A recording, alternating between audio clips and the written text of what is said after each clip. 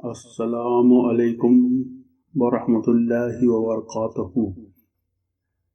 محترم حضرات، آج ہم اس ویڈیو میں اعوذ باللہ من الشیطان الرجیم کی تفسیر اور شیطان سے پناہ کے بارے میں بات کریں گے۔ آپ لوگوں سے گزارش ہے، اگر آپ کو یہ ویڈیو پسند آئے تو لائک کر دیں اور چینل کو سبسکرائب کر دیں۔ چلیے شروع کرتے ہیں۔ بسم اللہ الرحمن الرحیم۔ نمبر 1 قرآن پاک میں ہے، یعنی درگزر معاف کرنے کی عادت رکھو، بھلائی کا حکم کیا کرو اور جاہلوں سے منہ موڑ لیا کرو۔ اگر شیطان کی طرف سے کوئی وسوسہ، برا خیال آ جائے تو سب کو سننے والا اللہ تعالیٰ سے پناہ طلب کیا کرو۔ نمبر 2 ایک اور جگہ فرمایا، برائی کو بھلائی سے ٹال دو، ہم ان کے بیانات کو خوب جانتے ہیں۔ کہا کرو کہ خدایا، شیطان کے وسوسوں اور اس کی حاضری سے ہم تیری پناہ چاہتے ہیں۔ نمبر 3 ایک اور جگہ ارشاد ہوتا ہے، یعنی بھلائی کے ساتھ دفع دور کرو، تم میں اور جس دوسرے شخص میں عداوت دشمنی ہوگی وہ ایسا ہو جائے گا جیسے بلی دوست۔ یہ کام صبر کرنے والوں اور خوش قسمتوں کا ہے۔ جب شیطانی وسوسہ خیال آ جائے تو اللہ تعالیٰ سننے والا جاننے والے سے پناہ چاہو۔ یہ تینوں آیتیں ہیں اور اس معنی کی کوئی اور آیت نہیں۔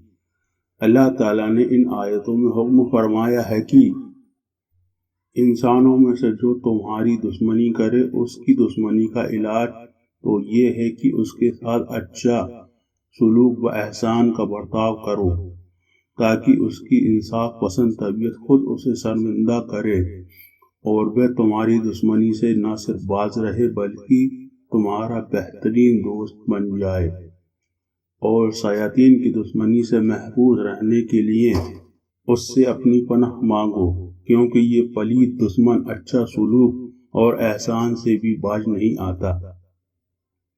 اسے تو انسان کی تباہی و بربادی میں ہی مزہ آتا ہے، اور اس کی پرانی عداوت دشمنی آدم علیہ السلام کے وقت سے ہے۔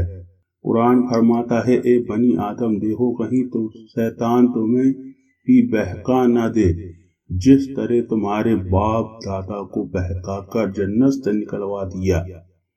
ایک اور جگہ فرمایا کہ شیطان دشمن ہے، اسے دشمن ہی سمجھو، اس کی خواہش تو یہی آرزو ہے کہ تم جہنمی ہو جاؤ۔ ایک اور جگہ ارشاد فرمایا، کیا تم اس شیطان کی اور اس کی نسل کی دوستی کرتے ہو؟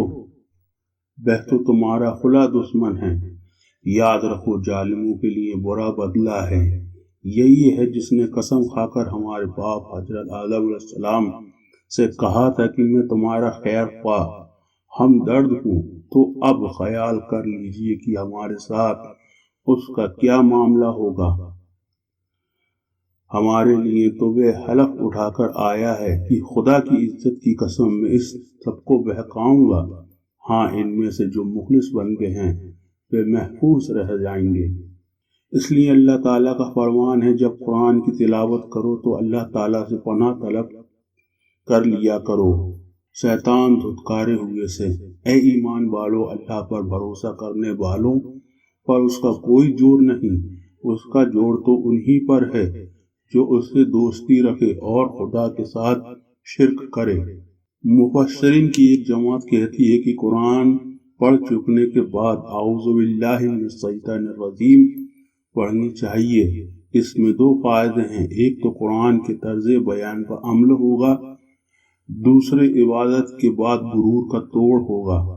دوسرا قول یہ بھی ہے کہ اول آخر دونوں مرتبہ اعوذ باللہ من الشیطان الرجیم پڑھیں تاکہ دونوں دلیلیں جمع ہو جائیں، اور جمہور علماء نے فرمایا تلاوت سے پہلے اعوذ باللہ من الشیطان الرجیم پڑھنا چاہیے تاکہ وسوسے، برے خیالات دور ہو جائیں، جیسا کہ ایک آیت میں ہے، یعنی جب تم نماز کے لیے کھڑے ہو تو وضو کر لیا کرو، کے معنی ہیں کہ جب تم نماز کے لیے کھڑے ہونے کا ارادہ کرو تو وضو کر لیا کرو۔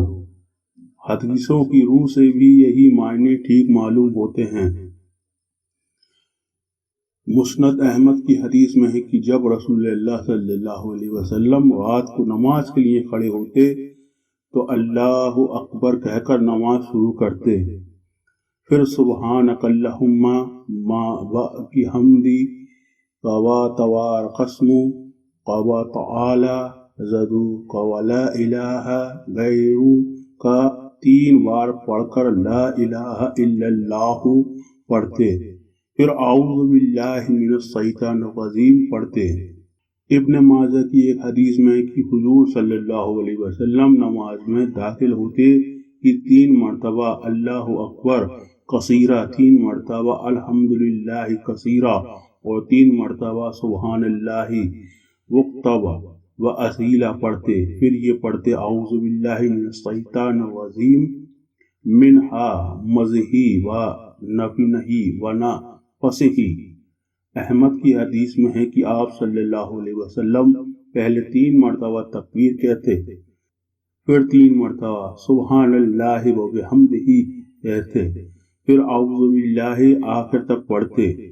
مسند ابو یعلا میں ہے کہ حضور صلی اللہ علیہ وسلم کے سامنے 2 شخص لڑنے جھگڑنے لگے، غصے کے مارے ایک کے نتنے پھول گئے۔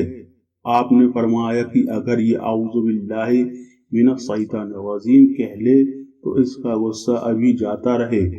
حضرت معاذ رضی اللہ نے اس شخص سے اس کے پڑھنے کو کہا، لیکن اس نے نہ پڑھا اور غصہ بڑھتا ہی گیا۔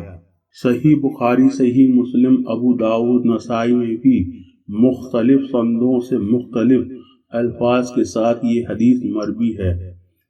شیطان سے اللہ کی پناہ مانگنے کے بارے میں اور بھی بہت سی حدیثیں ہیں، یہاں سب کو بیان کرنے سے بات بہت لمبی ہو جائے گی۔ ایک روایت میں ہے کہ جبریل علیہ السلام جب سب سے پہلے وحی لے کر حضور صلی اللہ علیہ وسلم کے پاس آئے تو پہلے اعوذ باللہ پڑھنے کا حکم دیا۔ تفسیر ابن جریر میں حضرت عبداللہ بن عباس رضی اللہ سے روایت ہے کہ پہل حضرت جبرائیل علیہ السلام محمد صلی اللہ علیہ وسلم پر وحی لے کر آئے تو فرمایا اعوذ باللہ من الشیطان الرجیم پڑھیے۔ آپ نے فرمایا استعیذ باللہ السمیع العلیم من الشیطان الرجیم، کہ میں اللہ سب کو جاننے والے سننے والے کی پناہ چاہتا ہوں شیطان مردود سے۔ پھر جبرائیل علیہ السلام نے کہا کہیے بسم اللہ الرحمن الرحیم، پھر کہا اقرأ بسم ربک الذی خلق۔ حضرت عبداللہ رضی اللہ فرماتے ہیں کہ سب سے پہلی سورت جو اللہ تعالیٰ نے حضرت جبرائیل علیہ السلام کے ذریعے حضرت محمد صلی اللہ علیہ وسلم پر نازل فرمائی یہی ہے۔ ایک مسئلہ اور بیان کرتے ہیں کہ جمہور علماء کا قول ہے کہ اعوذ باللہ پڑھنا مستحب ہے، واجب نہیں، کہ اس کے پڑھنے سے نہ گناہ ہو۔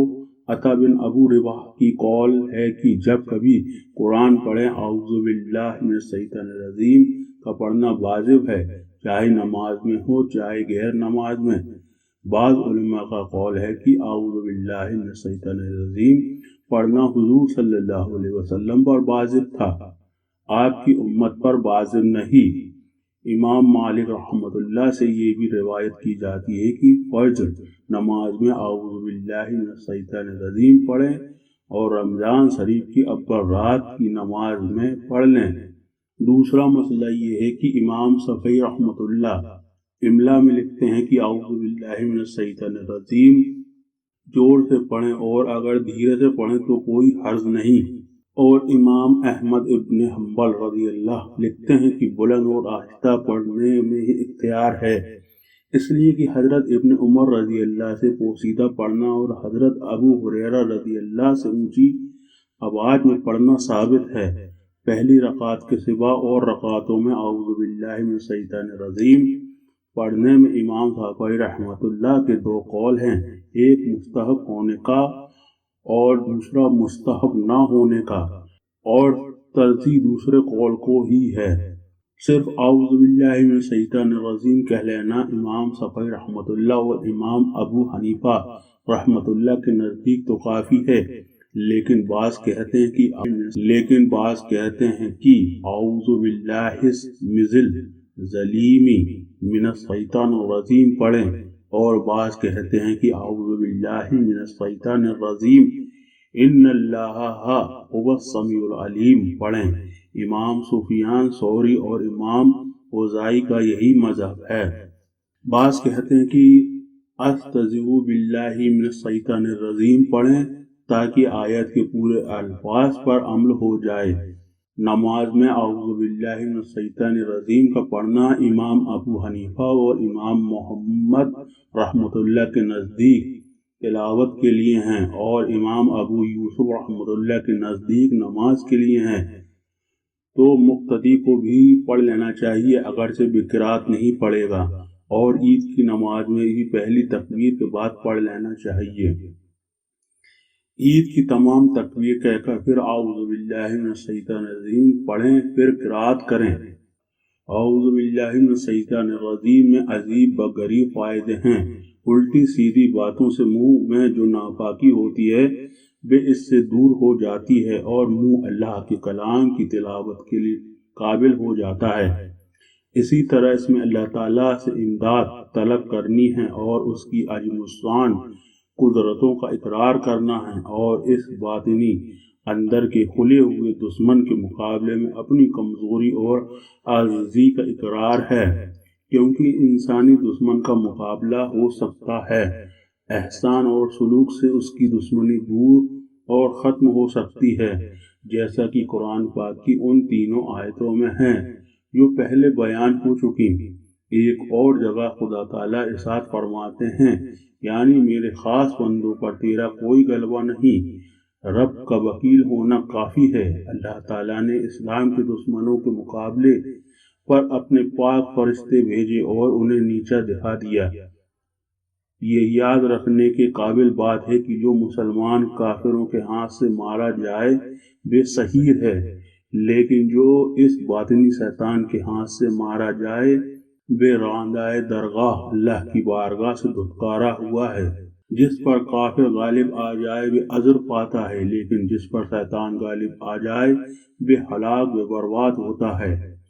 کیونکہ شیطان انسان کو دیکھتا ہے اور انسان اسے نہیں دیکھ سکتا، اس لیے قرآنی تعلیم ہوئی کہ تم اس کے سر سے اس کی پناہ جاؤ جو اسے دیکھتا ہے اور یہ اسے نہیں دیکھ سکتا۔ اعوذ باللہ من الشیطان الرجیم پڑھنا اللہ تعالیٰ کی طرف سے التجا کرنا ہے، اور ہر برائی والے کی برائی سے اس کے دامن میں پناہ طلب کرنا ہے۔ ہر انسان کو یہی دعا کرنی چاہیے، وہ پروردگار پاک ذات ہے جس کی ذات سے میری تمام امیدیں وابستہ جڑی ہوئی ہیں، اور اے پروردگار میں تمام برائیوں سے اس کی پناہ پکڑتا ہوں۔ جسے وہ توڑے اسے کوئی جوڑ نہیں سکتا، اور جسے وہ جوڑ دے اسے کوئی توڑ نہیں سکتا۔ اعوذ باللہ من الشیطان الرجیم کے معنی یہ ہیں کہ اللہ تعالیٰ کی پناہ پکڑتا ہوں شیطان کے سر سے، مجھے دین و دنیا میں کوئی ضرر، نقصان اور برائی نہ پہنچ سکے۔ جن احکام پر عمل کرنے کا مجھے حکم ہے ایسا نہ ہو کہ میں ان سے رک جاؤں، اور جن کاموں سے مجھے منع کیا گیا ہو ایسا نہ ہو کہ مجھ سے وہ برے اعمال ہو جائیں۔ یہ جائری ہے کہ شیطان سے بچانے والا سوائے خدا تعالیٰ کے اور کوئی نہیں، اسی لیے پروردگار عالم سے انسانوں کے سر برائی سے محفوظ رہنے کی تو ترکیب، سلوک و احسان وغیرہ بتلائی، اور شیطان کے سر سے بچنے کی صورت یہ بتلائی کہ ہم اس کی پاک ذات سے پناہ طلب کریں، اس لیے کہ نہ تو اس سے رشوت دی جا سکتی ہے، نہ بے بھلائی اور سلوک کی وجہ سے اپنی شرارتوں سے باز آئے گا۔ اس کی برائی سے بچانے والا تو صرف اللہ تعالیٰ ہی ہے۔ تینوں پہلی آیتوں میں یہ مضمون گزر چکا ہے۔ شیطان ساتانا سے بنا ہے، اس کے لفظی معنی دوری کے ہیں، کیونکہ یہ مردود بھی انسانی طبیعت سے دور ہے، بلکہ ہر بھلائی سے دور ہے، اس لیے اسے شیطان کہتے ہیں۔ اور یہ بھی کہا گیا ہے کہ شیطان سات سے نکلا ہے، اس لیے کہ وہ آگ سے پیدا ہوا، اور سات کے معنی یہی ہیں۔ ایک قول ہے کہ جب کوئی شیطانی کام کرے تو عربی کہتے ہیں، اور اس کے صحیح معنی بھی دوری کے ہیں۔ جو جن، انسان اور حیوان سرکشی کرے اسے شیطان کہہ دیتے ہیں۔ قرآن پاک میں ہے، یعنی اسی طرح ہم نے ہر نبی کے دشمن شیاطین جنات و انسان کیے ہیں، جو آپس میں ایک دوسرے کو دھوکے کی بناوٹی باتیں پہنچاتے رہتے ہیں۔ مسند احمد میں حضرت ابو ذر رضی اللہ سے حدیث ہے کہ صلی اللہ علیہ وسلم نے انہیں فرمایا، اے ابو ذر، جنات اور انسان میں کہ شیطان سے اللہ تعالیٰ کی پناہ طلب کرو۔ میں نے کہا، کیا انسان میں بھی شیطان ہوتے ہیں؟ آپ صلی اللہ علیہ وسلم نے فرمایا، ہاں۔ صحیح مسلم شریف میں انہی سے روایت ہے کہ رسول اللہ صلی اللہ علیہ وسلم نے فرمایا، نماز کو عورت، گدھا اور کالا کتا توڑ دیتا ہے، یعنی ان کے سامنے سے گزرنے میں اس میں خلل پڑتا ہے۔ میں نے کہا، حضور، سرخ جرد کتے میں سے کالے کتے کو خاص کرنے کی کیا وجہ ہے؟ آپ نے فرمایا، کالا کتا شیطان ہے۔ حضرت عمر رضی اللہ ایک مرتبہ ترکی گھوڑے پر سوار ہوتے ہیں، وہ ناز اور مستی سے چلتا ہے۔ حضرت عمر رضی اللہ اسے مارتے پیٹتے بھی ہیں، لیکن اس کا اکڑنا اور بھی بڑھ جاتا ہے۔ آپ اتر پڑتے ہیں اور فرماتے ہیں، تم تو میری سواری کے لیے شیطان کو پکڑ لائے۔ میرے نفس میں تکبر آنے لگا، چنانچہ میں نے اس سے اتر پڑنا ہی مناسب سمجھا۔ جیسے کہ اللہ تعالیٰ نے فرمایا، ہم نے دنیا کے آسمان ستاروں سے سجائے اور انہیں شیطانوں کے لیے رزم بنایا، یعنی ہم نے دنیا والے آسمان کو ستاروں سے زینت دی اور ہر سرکش شیطان سے بچاؤ بنایا۔ بے اعلیٰ فرشتوں کی باتیں نہیں سن سکتے اور ہر طرف سے مارے جاتے ہیں، بھگانے کے لیے، اور لازمی عذاب ان کے لیے ہیں۔ جو ان میں سے کوئی بات اچک کر بھاگتا ہے، اس کے پیچھے ایک چمکیلا شعلہ لگتا ہے۔ ایک اور جگہ ارشاد فرمایا، یعنی ہم نے آسمان میں برج بنائے اور انہیں دیکھنے والوں کے لیے زینت، سجاوٹ کی اور اچھی لگنے والی چیز بنایا، اور اسے ہر دھتکارے ہوئے شیطان سے ہم نے محفوظ کر لیا، مگر جو کسی بات کو چرا لے جائے اس کے پیچھے چمکتا ہوا شعلہ لگتا ہے۔ اسی طرح اور آیتیں بھی ہیں۔ رجیم کے ایک معنی رجیم، رزم کرنے والے کے بھی ہیں، چونکہ شیطان لوگوں کو وسوسوں اور گمراہیوں سے رزم کرتا ہے، اس لیے رجیم یعنی رجیم کہتے ہیں۔ میرے پیارے بھائیوں، ایسی ہی اور قرآن و حدیث کی معلومات کے لیے ملتے ہیں اگلے ویڈیو میں انشاء اللہ تعالی۔ السلام علیکم ورحمۃ اللہ وبرکاتہ۔